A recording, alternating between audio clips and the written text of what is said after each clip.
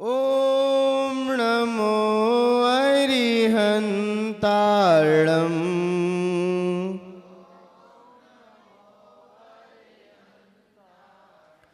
ओम नमो सिद्धाणम्।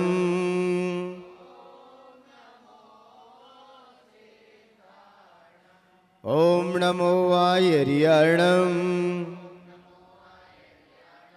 ओम नमो वज्रायणम्। ओम नमो लोहे सव्वसाहुणम्।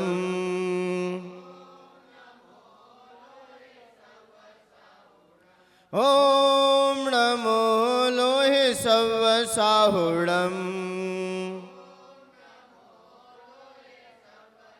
आपने आपको आप में वर लिया।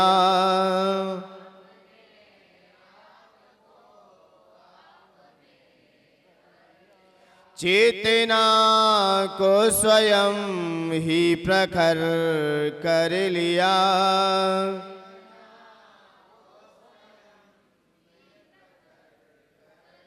बीतरागी प्रभु हे महावीर जिन।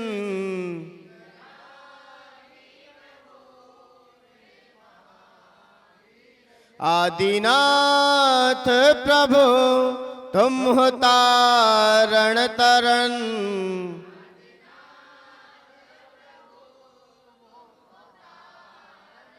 आपके द्वै चरण में विनम्र नमन।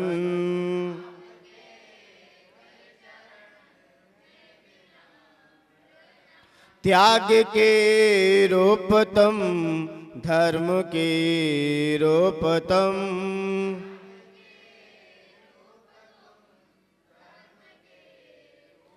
ज्ञान के रूप तुम ध्यान के रूप तुम।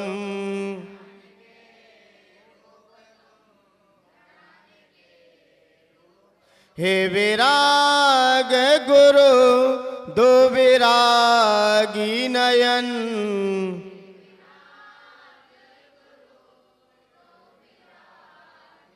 हे विनम्र गुरु दो मुझे अवसरण।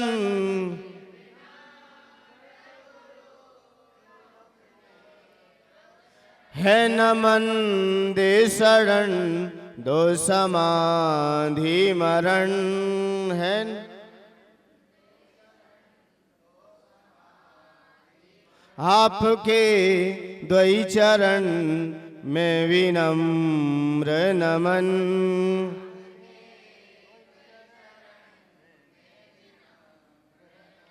आपके द्वै चरण में विनम्र नमन।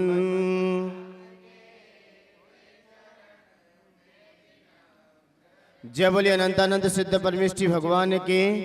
प्रथम तीर्थंकर श्री ऋषभनाथ भगवान के। चिंतामणि पार्श्वनाथ भगवान के। धर्म तीर्थ शासन नायक अंतिम तीर्थंकर भगवान महावीर स्वामी के। परम पूज्य आचार्य भगवंत गुरु श्री मानतुंग महामुनिराज के। आचार्य भगवंत गुरु श्री विराट सागर जी गुरुदेव के। उच्चारणाचार्य श्री विनम्र सागर जी गुरुदेव के। अहिंसामयी जैन धर्म के।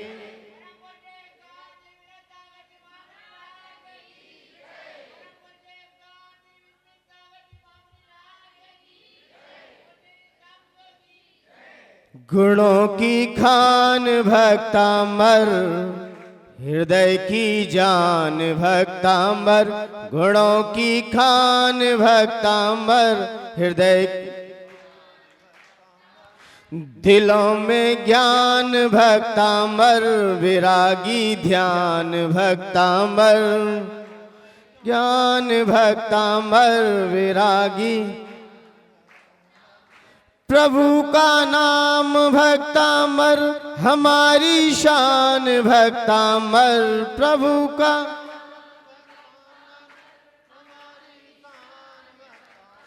तहे दिल से इसे गाए वो खुद भगवान बन जाए। तहे दिल से इसे गाए वो खुद तभी तो बन गया यारो सभी की जान भक्तांबर, तभी तो बन गया यारो, तभी तो बन गया यारो सभी की।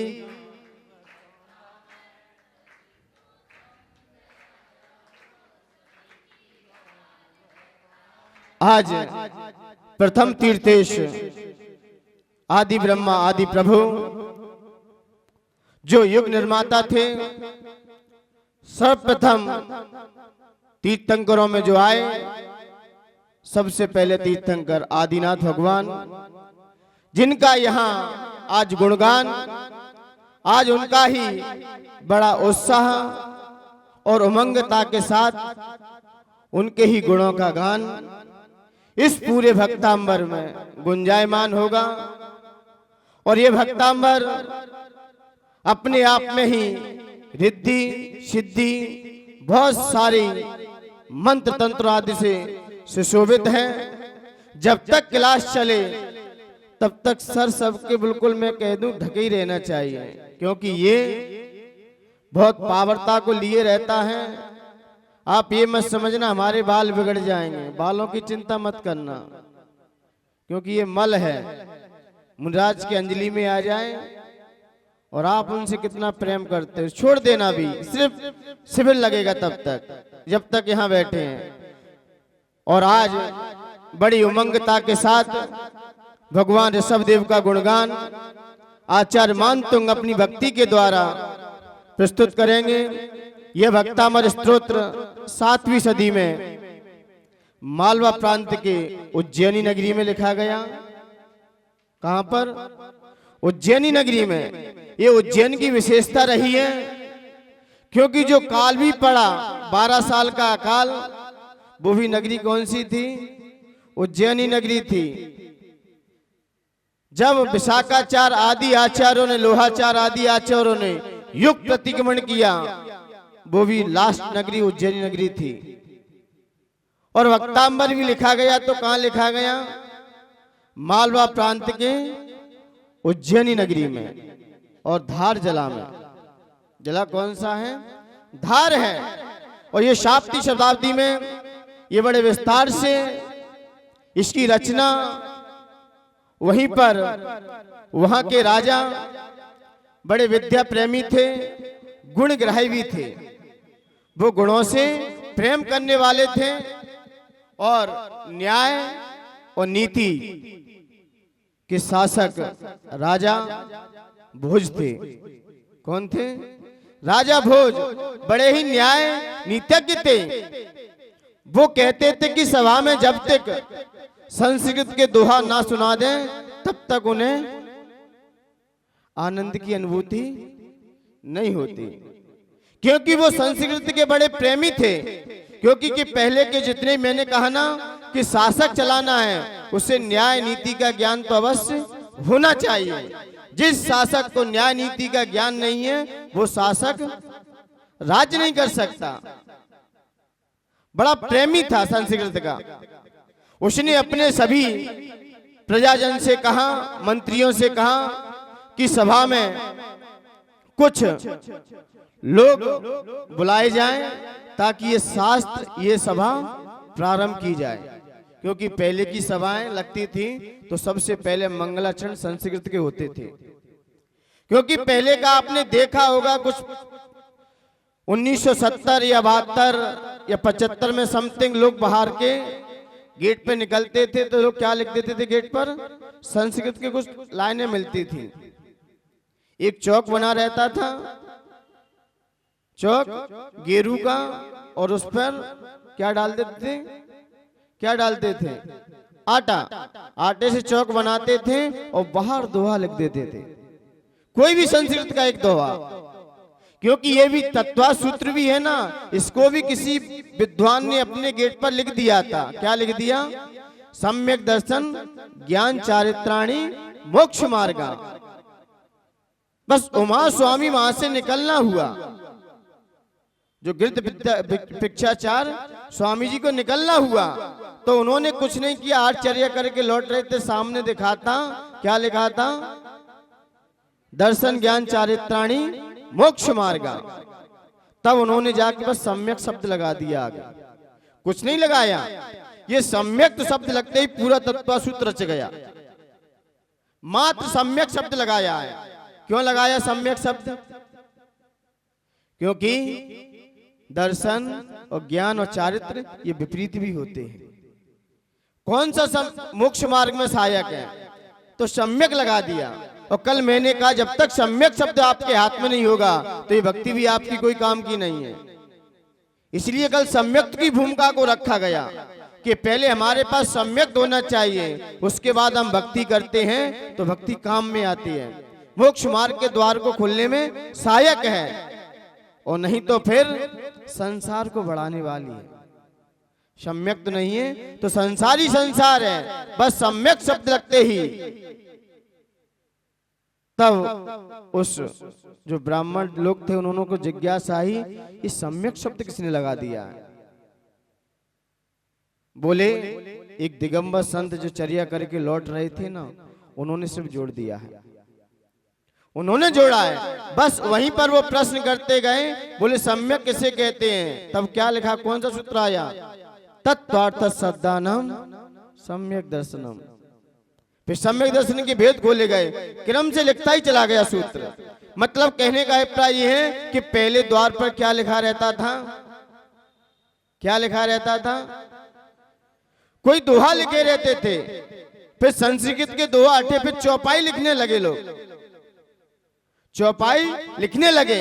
कुछ समय आया फिर लिखने लगे शुभ और लाभ, और फिर अतिथि देवो भवा।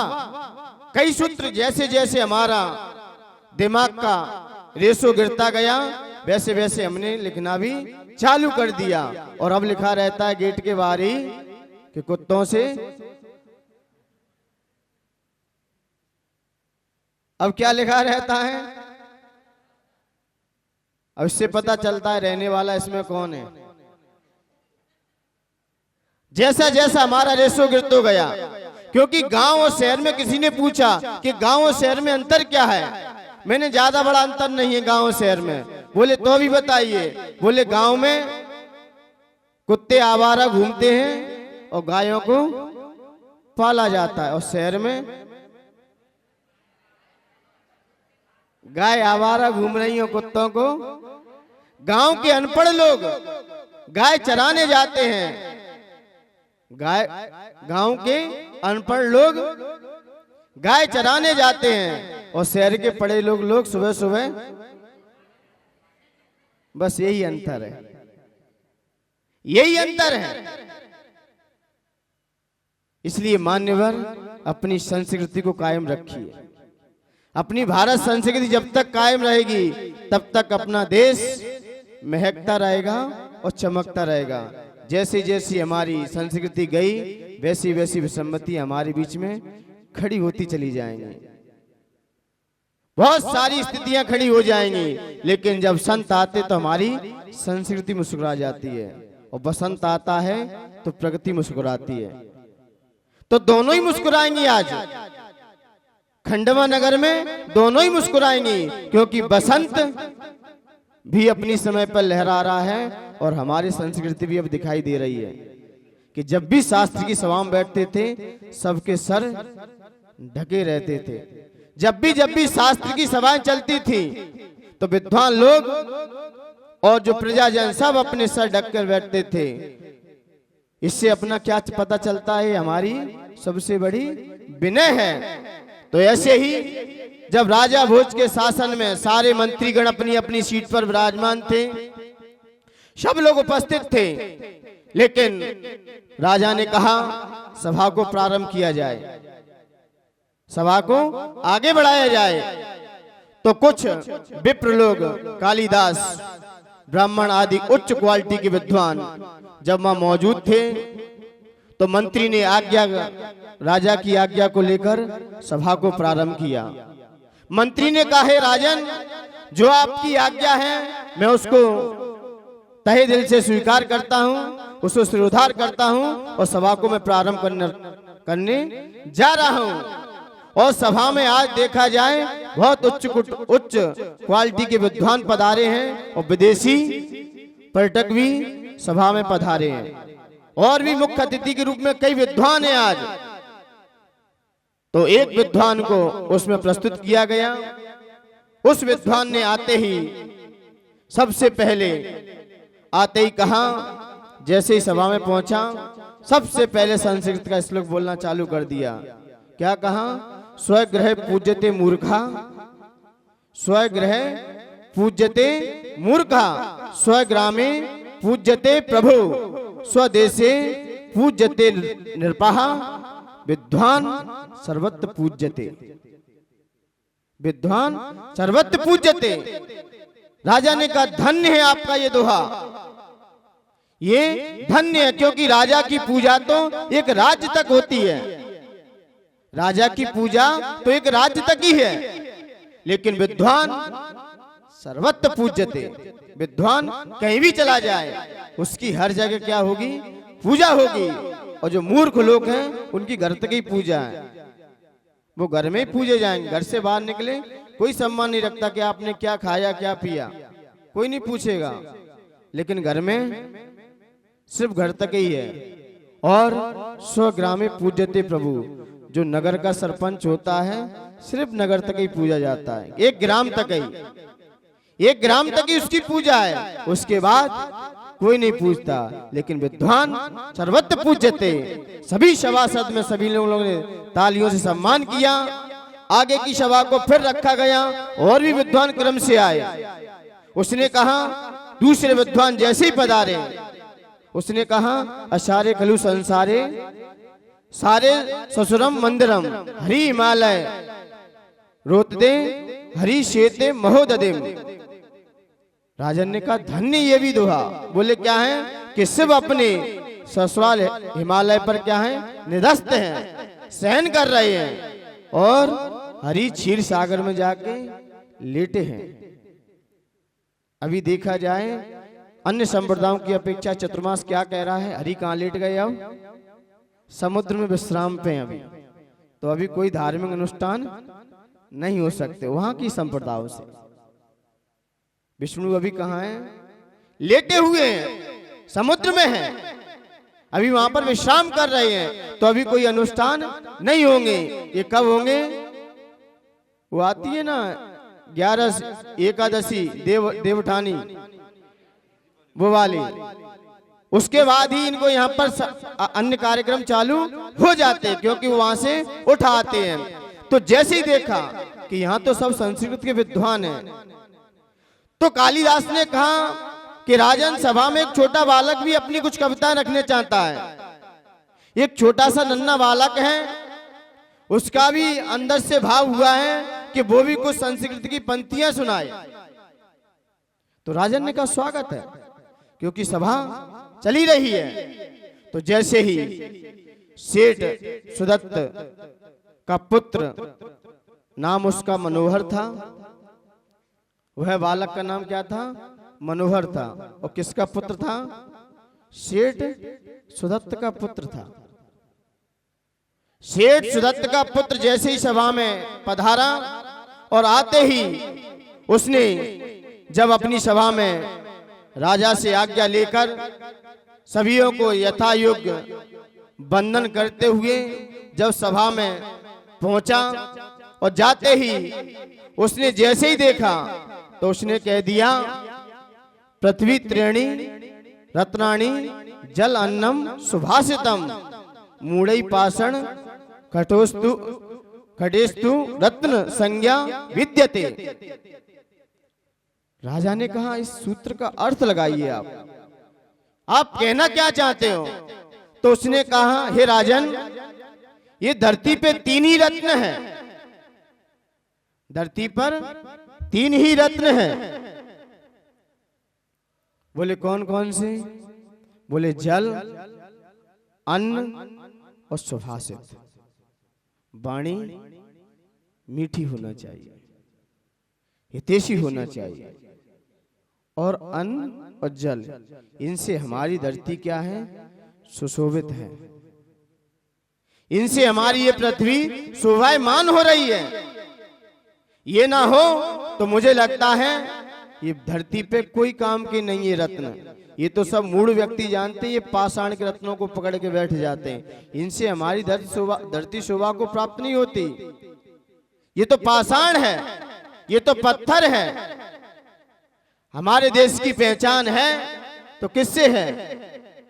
किससे जानते हैं अपने देश की पहचान? किससे है? अच्छी वाणी होना चाहिए।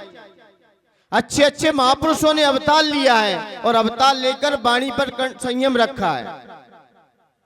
कितने भी महापुरुष आए, उन महापुरुषों की पहचान वाणी से ही हुई है। और अन्न और जल, इनसे हमारी धरती शोभायमान हो रही है। बाकी ये हमारी धरती, इससे आप अपनी भारत की पहचान किससे समझते हो? कोई पूछे आप अपने भारत की पहचान किससे है? क्या ताजमहल से, कुतुब मीनार से, चीन की दीवार से? अरे इनसे अपनी पहचान समझेंगे हम, इनसे अपनी अपनी पहचान बनाएंगे तो हमारा देश तो ईंट और पत्थरों का है।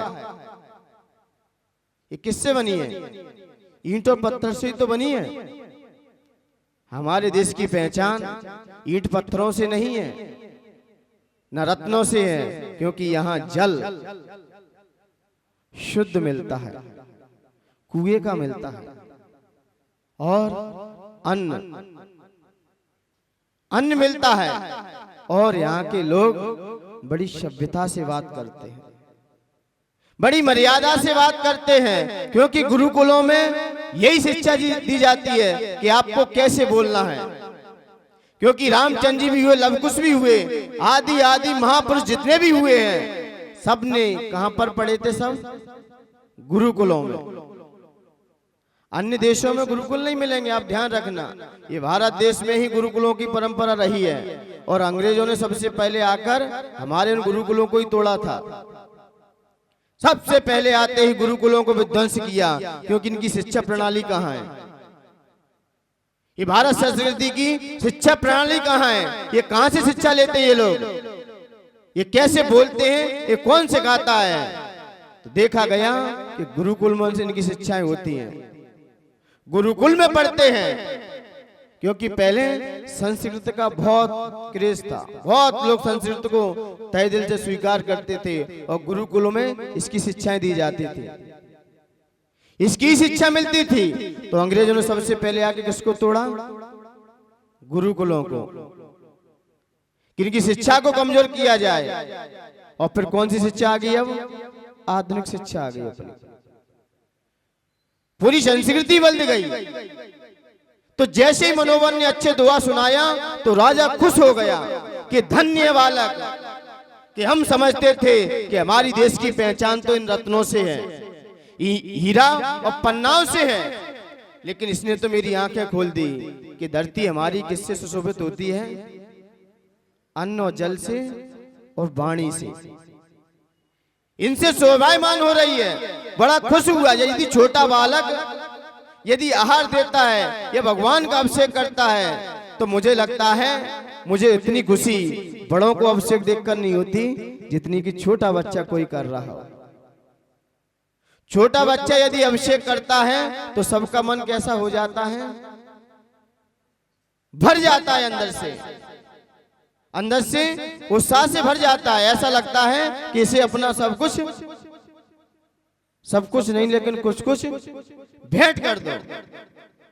यदि कोई वक्ता मर यदि संस्कृत में यहाँ बोले और छोटा सा बालक हो और एक व्यक्ति 80 साल का ही वक्ता मर बोले तो खुशी आपको किसके सुनने में ज्यादा होगी?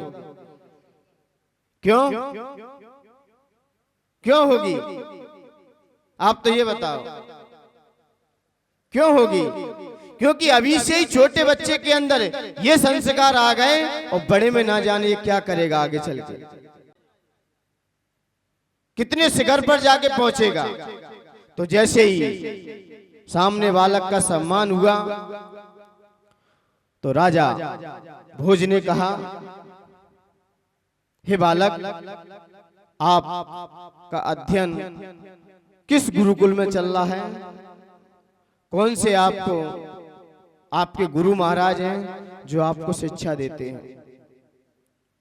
तो साथ में पिताजी बैठे हुए थे। पिताजी ने कहा, मेरे ही नगर में एक बड़े विद्वान हैं, बड़े संस्कृत के प्रखंड विद्वान हैं, उनका नाम कवि धनंजय है। कवि धनंजय से ये सारी शिक्षाएं ग्रहण करता है, वहीं से पढ़ता है, उनके साथ रहता है और उनके साथ ही अपनी सारी क्रियाएं करता है। बस उन्हीं से ये अध्ययन रत है। तो जब ऐसा सुना तो राजन ने कहा कि सभा में कवि धनंजय को भी बुलाया जाए, क्योंकि राजा की सभा बड़ी टाइट होती है। जो वहां का राजा होता है उस पर सब कुछ हाथ में रहता है, सब कुछ बुला सकता है।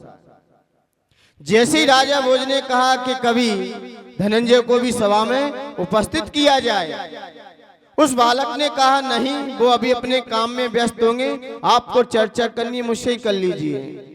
राजा ने नहीं कहा, नहीं, कवि धनंजय को ही सभा में उपस्थित किया जाए। तो जैसे ही देखा तो मंत्री कालिदास सामने ही बैठा था।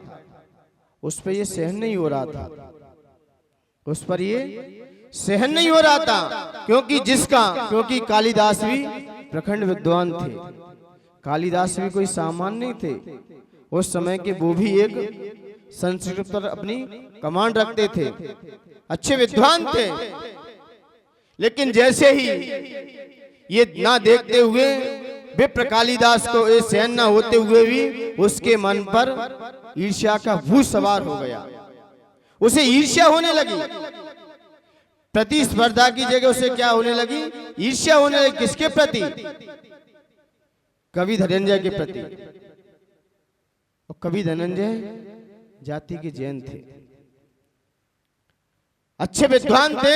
उसको ये सहन नहीं हुआ। सहन न होने के कारण अंदर ही अंदर वो भर गया। मंत्री बोले, हे राजन, ये मातृभाषा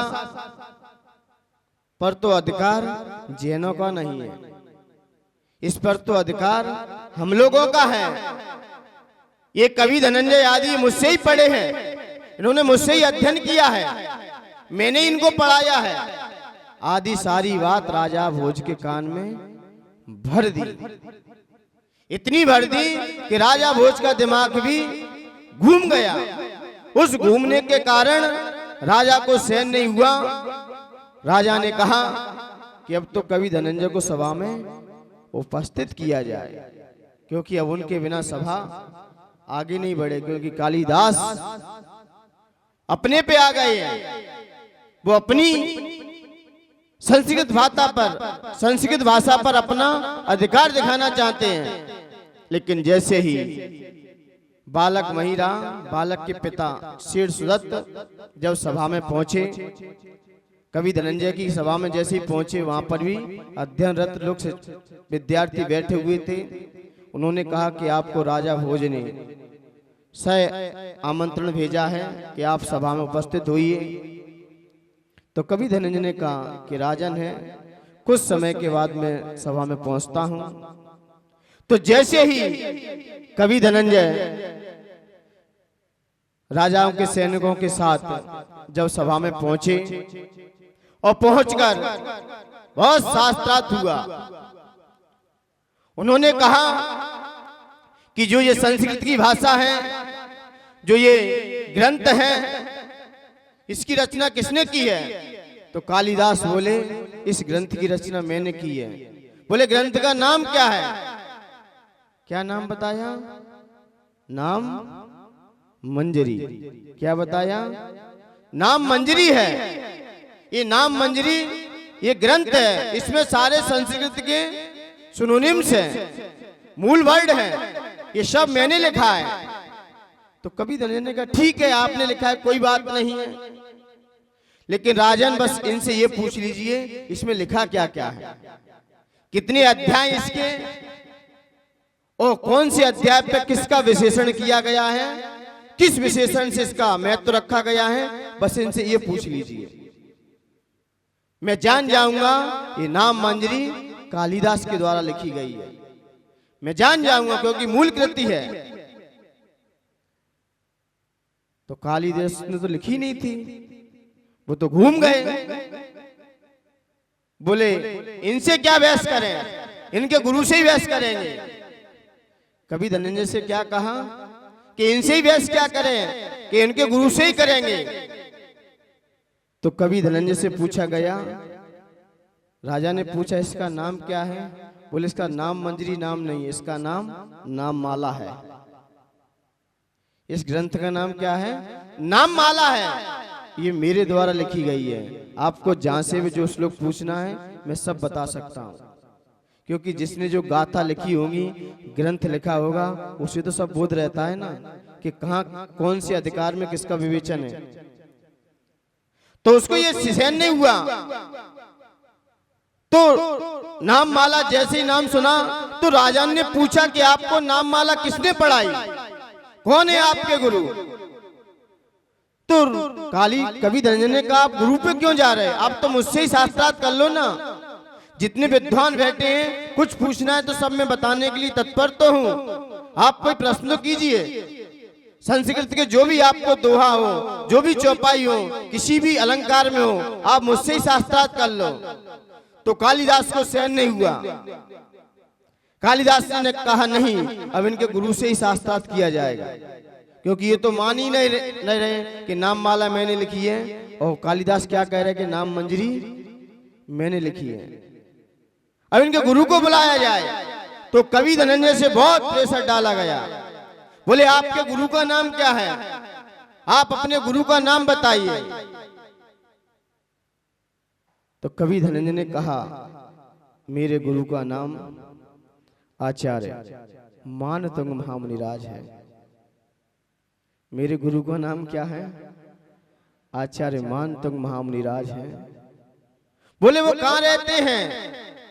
बोले वे ना महल में रहते हैं, ना किसी की कुटिया में, वो तो जंगल में विराजमान है। वो कहां पर है? जंगल में है, वो यहां नहीं है। तब राजा भोज को थोड़ा सा आया,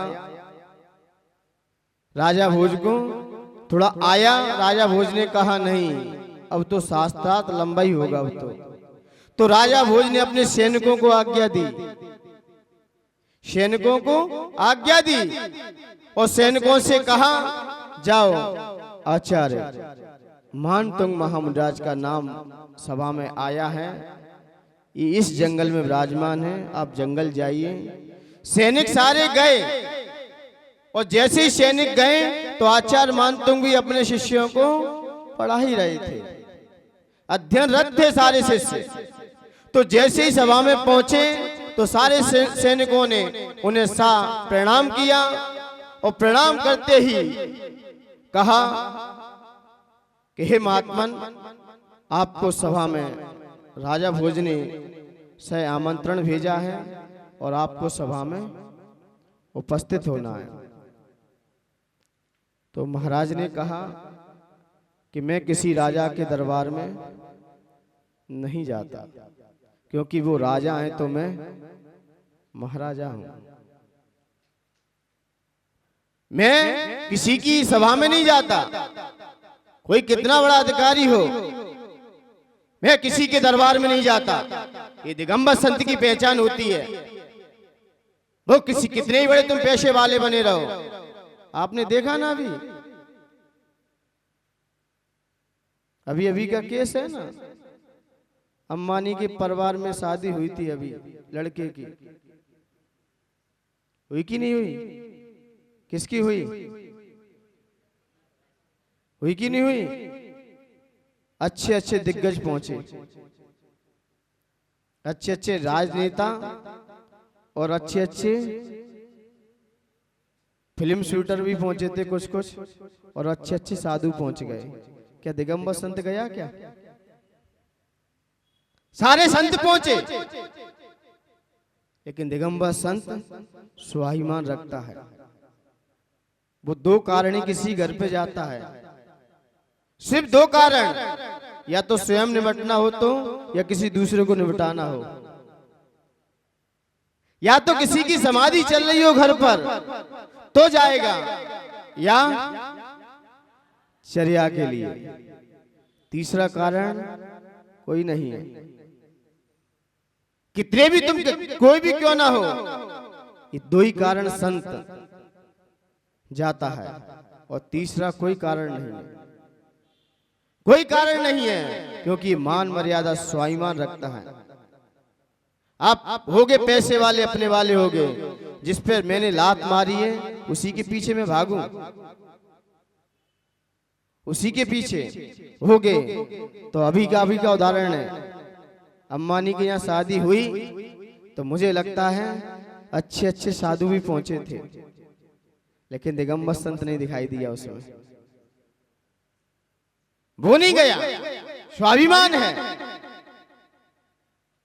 तो राजा भोज की, जैसे ही सैनिक राजा भोज के दरबार में पधारे, सैनिकों ने कहा राजन वो तो दिगंबर है, मैंने समझा कोई गुरु महाराज होंगे, कुछ पहने होंगे, वो तो दिगंबर है, बात पीछे कमंडल रखे हैं और अपने शिष्यों को पढ़ा रहे हैं। और आचार्य मानतुंग ने समझ लिया अब मेरे ऊपर संकट आने वाला है, क्योंकि राजन है, क्योंकि जिसका शासन चलता हो उस समय में ना पहुंचूं तो राजन कुछ भी कर सकता है। राजा ने फिर कुछ सैनिकों को भेजा जो मौजूद सैनिक थे, अंगरक्षक थे राजा के। वो सामने गए, बोले हे महात्मन आप साविनय चलिए, नहीं तो फिर राजन आएगा तो आपको उठा के भी ले जा सकता है, कुछ भी हो जाए। साधु महात्मा मौन हो गए, कुछ नहीं बोले, क्योंकि जब उपसर्ग आता है तो साधु मौन ले लेता है। जब कोई किसी की ज्यादा बात नहीं मानता, आचार्य जी कहते हैं कहीं भी चतुर्मास करो, कहीं भी रहो, कमेटी वालों से एक बार बात कहो, 2 बार कह दो, नहीं माने मौन ले लो, अब मत कहना, अब मत कहना भूल के भी, नहीं प्रतिष्ठा आपकी गिरेगी, क्योंकि वो तो गिरे है ही। साधु को अपनी मर्यादा में एक बार बोल दो ये काम होना है, 2 बार बोल दो, 3 बार मौन हो जाओ, जैसा समाज को दिखाए वैसा करे, अब नहीं बोलना। तो ऐसे ही साधु जब 2 बार बोला गया तो साधु ने मौन ले लिया आचार्य मानतुंग ने कि अब संकट का सामना करो, आएंगे उपसर्ग। आचार्य मानतुंग मौन हुए, और मौन होते ही सामने राजन ने पूरी सभा को भेजा। राजन ने कहा मैं चलता हूं। तो रानी ने बहुत समझाया, राजन कितना बड़ा अनर्थ करने जा रहे हो आप, क्योंकि महिलाएं बहुत दिमाग वाली होती हैं, यदि उनकी सलाह से चले तो कभी कभार, हमेशा ही नहीं। किसी ने पूछा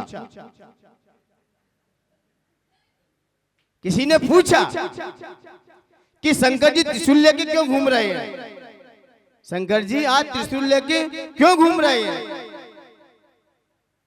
तब एक व्यक्ति बोले कुछ नहीं, एक किसी की खोज में घूम रहे हैं। बोले किसकी खोज में? बोले जब एक महिला बड़ी भक्ति करती थी भगवान की, तो देवी उस पर प्रश्न हो गई, खुश हो गई, बोली आपको क्या चाहिए? आपको मैं वरदान देने वाली हूं और मैं खुश हूं आपकी भक्ति से, आपको क्या चाहिए? तो उसने कहा मुझे कुछ नहीं चाहिए। नहीं, मैं आपको दूंगी, और दूंगी आपके से ज्यादा आपकी सासू को 10 गुना मिलेगा। क्या मिलेगा? 10 गुना मिलेगा। तो उसने कहा ठीक है भाई, मांगना पड़ेगा तो मांग लेते हैं। तो सबसे पहले उसने कुछ नहीं मांगा, सबसे पहले उसने कुछ नहीं मांगा। उसने कहा ठीक है, देने के लिए खुश हैं तो फिर मैं लेने के लिए भी तैयार हूं। उस औरत ने कहा मुझे 1 करोड़ रुपए बस मिल जाए। तो 1 करोड़ किसको मिले? किसको मिले? सासू कितने मिलेंगे? 10 करोड़। कोई बात नहीं। और जैसे ही उसने कहा एक और वरदान मांगिए, मुझे अच्छा रूप बना दो, मुझे सुंदर बना दो। तो 10 गुनी सुंदर किसको कर दिया? सासू को। प्रश्न का तीसरा वरदान बोला, एक हल्का सा हार्ट अटैक भेज दीजिए। एक हल्का सा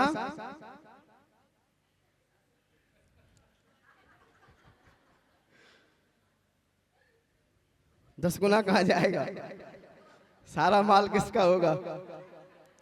अब शंकर जी ये ढूंढ रहे हैं कि लोग कहते हैं कि महिला में बुद्धि नहीं होती, मैं उस शख्स को ढूंढ रहा हूं जिसने ये कहा है कि महिलाओं में बुद्धि नहीं होती। बहुत है जो आप काम, कौन सा हाथ है जी आपका, दायां के बायां? दायां हाथ। जो आप दाएं हाथ से काम नहीं कर पाते वो महिलाएं बाएं हाथ से करके दिखा देती हैं। तो राजन को बहुत समझाया, रानी ने बहुत समझाया कि राजन बड़ा होश हवास में निर्णय करना, इतना आक्रोश भरा हुआ है, इतना आप चरम सीमा पर चढ़ रहे हो, सलाह करके चलना। तो राजन कहां मानने वाले हैं, क्योंकि क्रोध लोभ हास्य में बोले गए शब्द झूठ होते हैं। क्योंकि कालिदास अभी दूसरे नशा में चढ़ा है और आपको भी चढ़ा दिया है। बड़ा समझ के निर्णय करना। तो राजन दिन भर रात भर समझाया रानी ने, लेकिन राजन ने एक बात नहीं मानी। गया सभा में आचार्य मानतुंग सामने बैठे हुए हैं और जैसे ही सामने आचार्य मानतुंग को देखा, राजा ने शाह ने प्रणाम किया और कहा कि आपको सभा में साथ चलना है। आचार्य मानतुंग मौन रहे, कुछ नहीं बोले, कुछ नहीं कहा, एक शब्द नहीं निकाला उन्होंने। लेकिन बहुत कहने के बावजूद भी राजा को थोड़ा सा क्रोध आया और आचार्य मानतुंग को उठाया, सभी सैनिकों ने लेके उठा के और सभा में उपस्थित किया गया। उन्होंने कहा बस आपसे मेरा इतना प्रश्न है कि काली जो कवि धनंजय है, जो नाम माला पढ़ी है, इन्होंने आपसे अध्ययन किया है, कही कालिदास की है, बस आपसे ये निर्णय करना है। वो मौन रहे, वो मौन रहे। तो कालिदास और हंस पड़ा। इन दिगंबर संतों को क्या आता है, कुछ आता आ जाता कुछ है नहीं, इसीलिए तो मौन बैठे हैं, इन्हें कुछ नहीं आता। और ये कर्नाटक से भागे हुए हैं, ये कहां से आए हैं, कर्नाटक से आ गए हैं। कर्नाटक में इनको भगा दिया गया है वहां से, और वहां से वक्कर यहाँ पर दक्षिण भारत की ओर बढ़ गए हैं। इन्हें कहां से ज्ञान होगा इतना, इनको कुछ नहीं आता जाता, तभी तो मौन लिए हैं, तभी तो मौन बैठे हैं, इनको कुछ नहीं आता। मानतुंग बड़ी खुशी पूर्वक उस कारागृह में पहुंचे। अब आगे क्या हुआ ये चर्चा आप लोगों के बीच कल रखी जाएगी कि आचार्य मानतुंग जैसे पहुंचे ही क्या घटना घटी, क्या हुआ, ये विषय कल का रहेगा। यहीं से प्रारंभ होगा। जय बोले महावीर भगवान की।